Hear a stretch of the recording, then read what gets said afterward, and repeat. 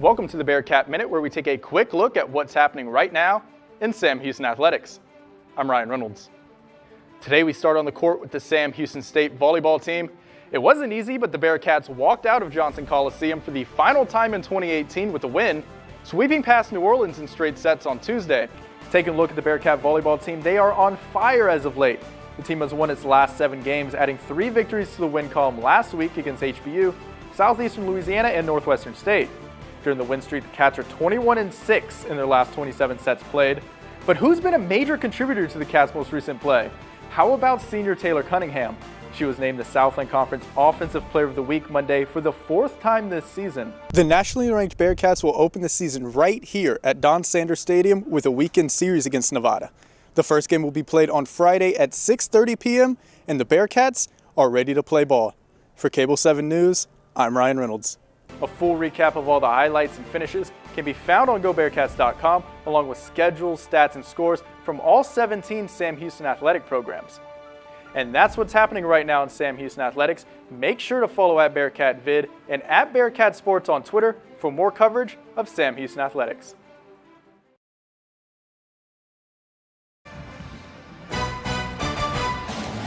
Here in Houston, we are at the half. Sam Houston State taking control in the 93rd Battle of the Piney Woods. 44-14 the lead over Stephen F. Austin. Well, you want the definition of viral? Try what Davion Davis did last week for Sam Houston against Central Arkansas. It made Odell Beckham Jr. jealous. For more on how it all came together, here's Ryan Reynolds.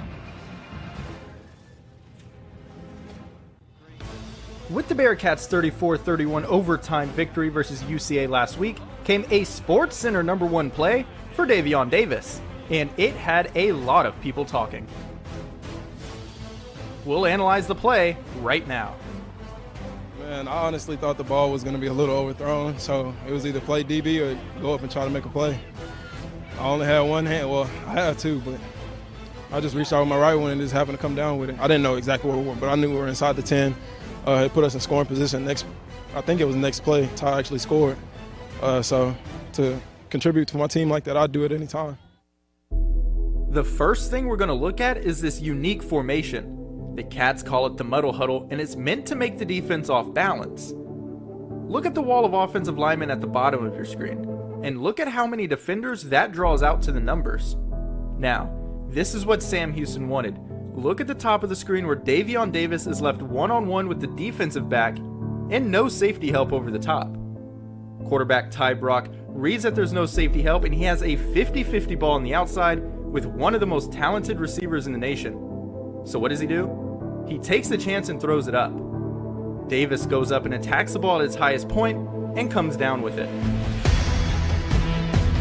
Ty gave a signal on this particular one out to the wide receiver to let him know what route he wanted, and then he came back and made just an amazing catch. I'm sure it's going to be a SportsCenter, all those kind of things. So, pretty cool.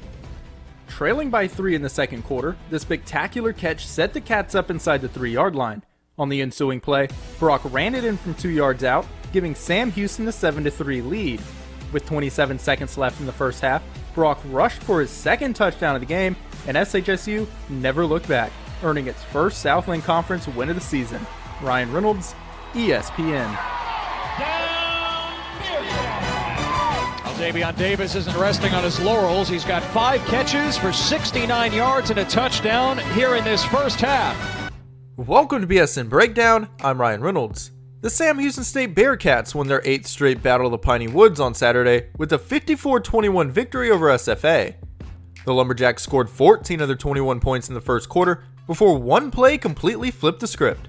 Let's look at that play right now with Kuda Robertson on the call. SFA after the timeout from their own 25-yard line. Sawyer wants to throw. Here's the pressure. Over the middle, intercepted at the 25, at the 20, at the 10, at the 5. There's a Bearkat in the end zone, and his name is DJ Curtis. I'm supposed to have man on the tight end, and the tight end came to the middle of the field, and so I just stuck to him, read the quarterback, watched the quarterback throw it, and just took the ball, ran into the end zone. Honestly, I do not remember a thing. It was so loud, and it happened so fast. I was just shocked, honestly, and just ran to my sideline, just celebrated with my team, and it was a very good feeling, very good feeling. Let's look at this 30-yard pick six from the high angle so you can see how both teams are lined up. We're going to freeze it here. SFA is lined up in what the Cats call a 3-by-1 tray formation, while SHSU matches in what's called a man-free single high. In this defense, it's body to body. Everyone has a man to cover, and there's underneath coverage by a post player to cover the deep ball. Although no designed blitz was called, the 4-man rush of the Bearkats, led by Eric Fowler on the outside, hurried Lumberjack quarterback Foster Sawyer into making a quick decision. Now, going back to Curtis, the junior linebacker did exactly what he was supposed to do on this play. He keyed the quarterback, sat in the low hole, viced the tight end, jumped the pass, and made the play. Freeze it here. Look at Curtis's eyes. They're reading the quarterback while he's sitting in this low hole in the middle of the field right here. The SFA tight end keyed to Curtis, so the Bearcat safety lets Curtis pick him up. And Curtis just uses his strength to get in front and pick it off. Defensive coordinator Clayton Carlin described Curtis as a very sudden, powerful, and versatile player, and Curtis showed all three of those characteristics on this play. The 30-yard pick six by Curtis flipped the script of the entire game and gave the Bearcats the momentum to build a lead. He's a really dynamic kid, and he just has to keep on playing. The more he plays, the better he's going to get. But that was a big play. I think that really took a lot of pressure off of us, and I think that was probably the momentum play. Following the interception, the Cats scored 37 unanswered points to close the first half with a 44-14 lead. At the end, SHSU reigned supreme by hoisting the trophy, winning a record 8th straight Battle of the Piney Woods. Ryan Reynolds, BSN Extra.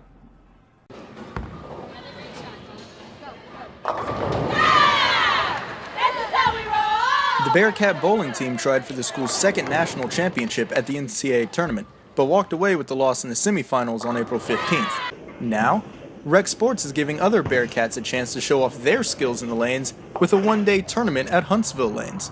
Supervisor for intramural sports and club sports Robert Reyes says events like this builds character. I think events like this bring people with similar interests together closer, and that's how a lot of friendships are formed. 9 bowlers competed head-to-head for bragging rights. Senior Nicholas Montez was a participant and says he likes to socialize with new people during events like this. Oh yeah, I love coming to them. I just meet more people. I've met a lot of friends from these, and then I like competing, so it kind of helps with helping with stress. I get to compete a little bit and work some steam off. The bowling tournament was Rec Sports' last one-day event of the spring semester. Montez says he's a fan of these events because they're easy to commit to. I like to do volleyball, softball, any of the one-day events just like this. Yeah, so I like to stay active, and so this is kind of like without doing a full-time sport, I can just come out and have some fun. Intramural dodgeball and softball are still in play, but for people interested in attending and competing in a one-day rec sports event, we'll have to wait till next fall. Ryan Reynolds, Cable 7, Huntsville.